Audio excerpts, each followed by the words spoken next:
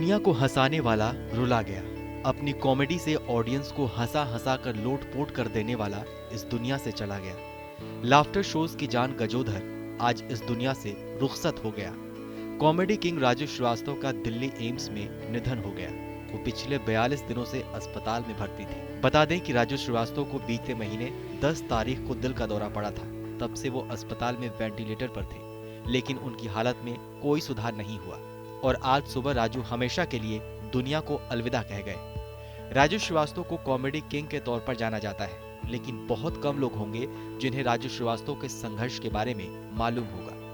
तो इस वीडियो में हम आपको बताएंगे कि उन्नाव की गलियों से निकलकर बॉलीवुड की चकाचौंध के बीच अपनी धाक जमाने वाले मशहूर कॉमेडियन राजू श्रीवास्तव की कहानी। मिडिल क्लास फैमिली से ताल्लुक रखने वाले राजू श्रीवास्तव का जन्म दिसंबर 1963 को कानपुर के पास उन्नाव में हुआ था। राजू के पिता रमेश चंद्र श्रीवास्तव एक प्रसिद्ध कवि थे, लेकिन राजू को बचपन से ही कॉमेडी का शौक था। बचपन में वो अपने टीचर्स की मिमिक्री किया करते थे। कॉमेडियन बनने की चाहत में उन्होंने क्या कुछ नहीं किया और उनकी इसी लगन ने उन्हें एक दिन कॉमेडी का सितारा बना दिया। राजू ने अपने करियर में न केवल अपने सपने को जिया बल्कि इज्जत और शोहरत दोनों कमाई। एक इंटरव्यू के दौरान राजू श्रीवास्तव ने बताया था कि उन्हें क्रिकेट कमेंट्री के लिए बुलाया जाता है। कमेंट्री का शौक इसलिए भी था क्योंकि उनको गवास्कर बहुत पसंद थे और उनसे मिलने का ख्वाब वो बचपन से देखा करते थे। हालांकि इस दौर में कॉमेडी और स्टैंड अप शोज का ट्रेंड नहीं था और ना ही लोग उसके प्रति जागरूक थे।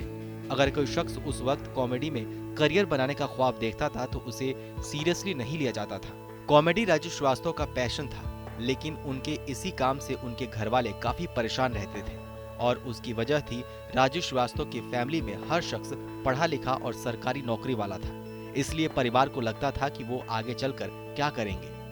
घर में चल रही टेंशन की वजह से राजू सबसे कटे कटे रहते थे। इसके बाद उन्होंने कॉमेडी शोज को लेकर जानकारी निकालना शुरू की और उन्होंने मुंबई की तरफ रुख किया। राजू श्रीवास्तव ने बताया था कि मुंबई आने का श्रेय वो अपनी माँ को देते हैं। उनके तानों की वजह से उन्होंने मुंबई आने का सोचा था। उन्होंने सोचा था कि वो मुंबई में नवरात्रि जागरण में और छोटे छोटे इवेंट्स में कॉमेडी करके पैसे कमाएंगे। बॉलीवुड में कोई गॉडफादर न होने की वजह से उन्होंने इस इंडस्ट्री में हाथ आजमाने का नहीं सोचा। हालांकि बाद में राजू ने कई फिल्मों में भी काम किया। छोटे से शहर से निकलकर राजू श्रीवास्तव जब कॉमेडियन बनने का सपना लेकर मुंबई आए थे तो उन्हें काफी तंगहाली का भी सामना करना पड़ा। मुंबई में उन्होंने छोटे मोटे कॉमेडी शोज किए, जिसमें एक आध बार उन्हें शायद 50 रुपए मिले। घर से भेजे गए पैसों से मुंबई जैसे शहर में उनका खर्चा पूरा नहीं हो पाता था, तो उन्होंने मुंबई की सड़कों पर ऑटो भी चलाए और इसी ऑटो रिक्शा ने उन्हें अपना पहला ब्रेक दिया। ऑटो में बैठी सवारी ने उन्हें लाफ्टर शो में पहुंचाया और उसके बाद तो मानो जैसे उनके भाग्य का दरवाजा ही खुल गया हो।